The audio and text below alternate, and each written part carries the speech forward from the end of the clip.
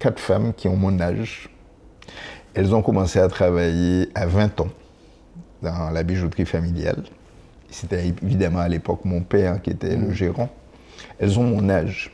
Et je dis tous les jours, si je fais le couillon dans la rue, à me croire un demi-monsieur, c'est parce qu'elles ont beaucoup travaillé, permettant à cette bijouterie de faire mon père gagner bien sa vie, me payer des études.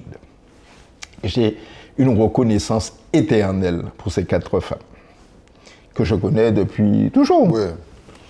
Et donc, elles sont, tu sais, dans cette espèce de moment où le temps est en apesanteur, elles me regardent et elles sont rivées à mes yeux, elles attendent ma décision et en fait leur vie entre mes mains.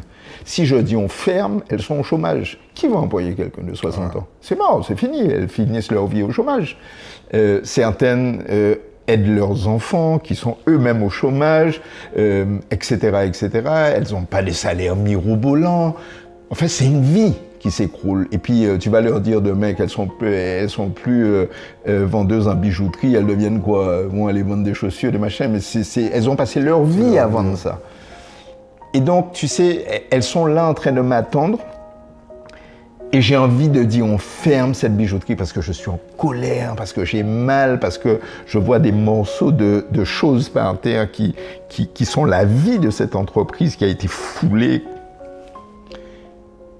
Et quand je vois leur regard, je sais que je ne peux pas faire ça. Et je les regarde et je dis, on va continuer. Et on se tient tous les 5 et elles se mettent à pleurer dans mes bras.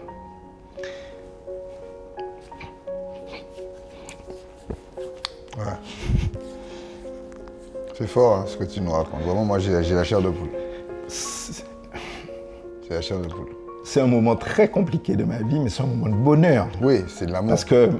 Parce que voilà, la bijouterie est relancée, on a fait ce qu'il fallait, on l'a relancée, elles ont du boulot, mais